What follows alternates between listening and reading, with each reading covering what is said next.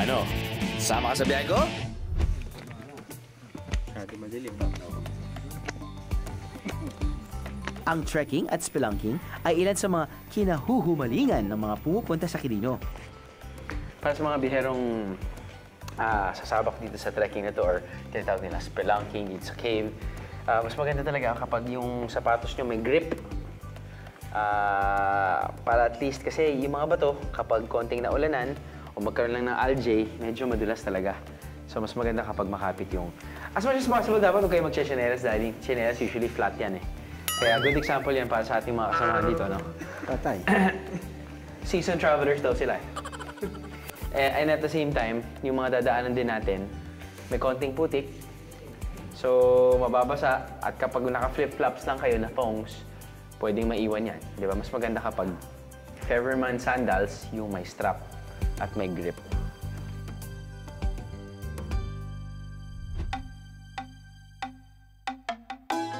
Kung di nyo carry ang madilim at madulas na night trek at spelunking, may isa pang kuweba na mas madaling suungin.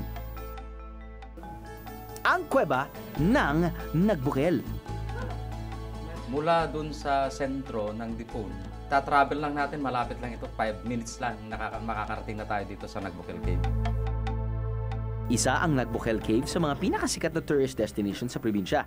Pero ang the best dito, libre ang trekking. But take note mga biyero, kung di nyo naman kabisado ang ruta, importante na magpasama kayo sa mga guide para mas ligtas ang inyong adventure. Makikita natin yung mga bato dito na out of stalagmite. Tsaka doon sa baba naman, makikita natin yung mga calcite. Mula sa tuktok ng Nagbukel, kitang-kita ang overlooking view ng bayan ng Dipon.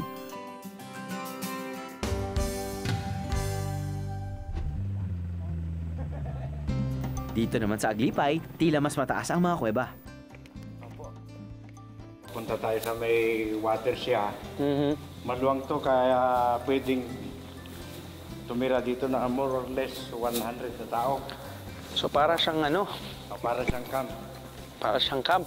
May mga nagkakamba dito, sir? Nung history, sir, nung World War II, ito yung camp ng Japanese soldier. Kaya maluwang kasi, saka safety sila.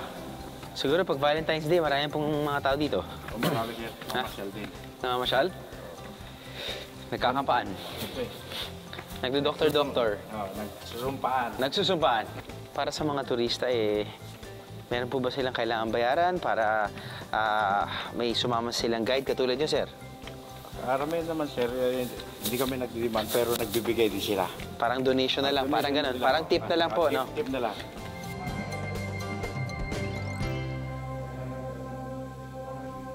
Sinasabi nila na 8 ang kuweba rito sa loob ng Aglipay.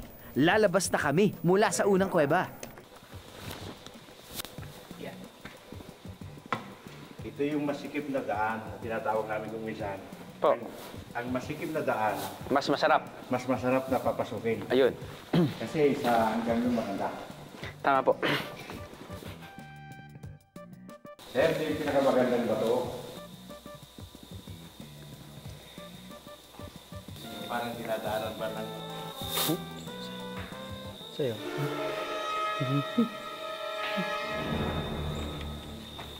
Palabas na kami sa second cave papunta sa pinakamahirap daw na pasuking kuweba. Makaya ko kaya? So, yung kunyari sabihin natin, sir, mga turista, pwedeng mag-chamber 1 to 8. Oo, pwede, sir. Pwede yun. Sa aming paglabas, may nakita ang aming guide. Sabi ng aking guide na ito daw ay tinatawag na lupa. Dapat huwag daw hawakan yan dahil magkakaroon ka ng kate. Oo, makati, sir. Masakit. Makate na masakit na masakit. 1 week. Ang 1 week daw yung kate at 1 week daw yung sakit. Pero ang problema, parang lahat sila mukhang lupa. Hindi ko alam ko ito mukhang lupa. Lupa rin yun, sir. Lupa. Lupa. Ito lupa, yung tinatayuan natin. Lupa. Sabi ko na nga ba, kaya ako nangangati eh.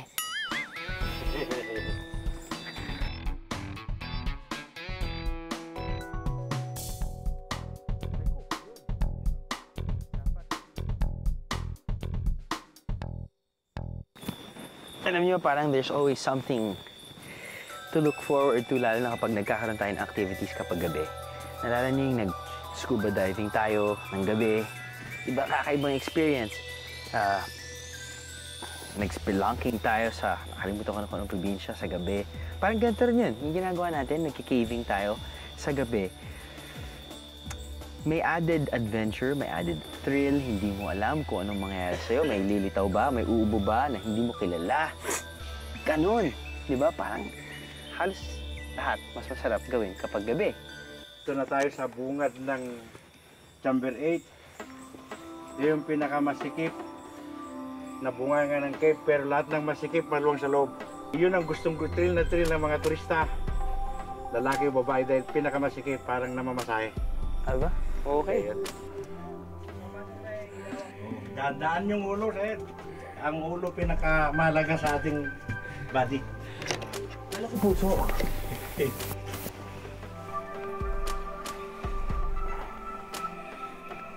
So, sabi ng ating guide na itong Chamber 8 ay ang pinaka-masikip ang opening. Para sa mga size 42 ang waistline, kailangan mag-inhale. Inhale for 10 seconds. Sabay exhale kagad. Okay na, medyo malawang na. Tingnan niyo naman yung guide namin sa loob ng Chamber 8. Mas matanda pa yata sa cave. Joke lang po, tatay. Si Tatang, yung pinakamatandang guide natin. No? Tang, ilan taon na po kayo? 78. Bakit niyo po ginagawa to? Para exercise? Okay. Pero alam na alam niyo po yung lugar na to. Kahit nakapikit kayo. Kahit wala kayong paa, talagang... Ay, hindi yan. Pero ilan na po ba yung dinala niya dito? Ilan na po yung dinala niya dito? Alam mo na. Baka meron kayong dinala dito. Meron po akong narinig. Hindi, parang feeling ko hindi paniki. Hindi sila mukhang paniki. Parang mga ibon. Yan ang balin sa sayaw. Balin sa sayaw! Yung tinatawag na nidoso. Ah. Okay. Tama nga ang sinabi ng aming guide. Kung gaano kasikip ang pasukan, kabaliktaran naman ang lawak ng loob ng kuweba.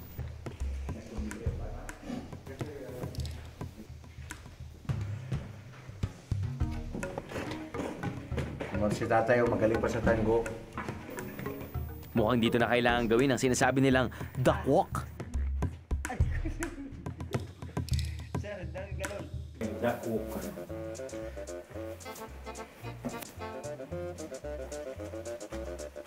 Buti na lang, ako'y pandak. Lamang tayo sa basketball player. Yan. Akala ko yun na ang pinakamasikip. Mali pala. Ito yung pinakamasikip na talagang binalik-balikan. Balik-balikan ng kanan. Ba? Ano? Yawat. Umigan si tatay. Si tatay medyo umigan. Oh. Yan si tatay. Oo, nag-side view si tatay. 3 beses ang araw na gumaganyan si tatang. Tatlong beses? Kasi kung nag-guide sila, walang bisita. Tang, hindi ka ba napapagod? Mas masaw si tatang kaysa kalabaw nila eh. Yun. Ikaw na. Ready?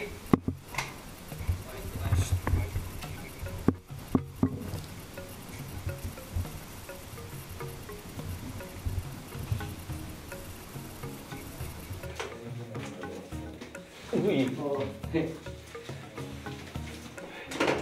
Kita mo yan, si Kuya. Kuya, 6-footer yan. 250 pounds. Isang idol pa, nakakapasok ka. Okay, sir. Minsan, kala mo, out in the clear ka na eh. Tapos, pag angat mo, ay, yes, takmay sa likod. Sakit. So, sa wakas, Oh, nakaligtas na tayo sa pinakamaliit na butas. ayos. So yan mga biyero, kapag dumaan kayo dun sa maliit na butas na yon, pag angat nyo dito, nag-iiba kagad yung temperatura. Nagkakaroon ng mas malamig na temperatura. Nagkakaroon ng hangin. Tapos nakakahinga ka na mabuti. Mainit doon. Medyo mainit sa baba. Parang ito na yung pinakamataas na ceiling ng cave na napuntahan natin dito sa Quirino. Nakakatawa isipin mo, no? Gagaling ka sa maliit na espasyo, tapos biglang boom! Ito yung pinakamalaking espasyo na ma-experience mo. Cool. So, where to next? Are we there yet? After more than an hour, we made it. Natapos namin ang 8 lagusan ng Aglipay Caves. Night spelunking and caving, isang malaking check ito sa aming biyahero bucket list.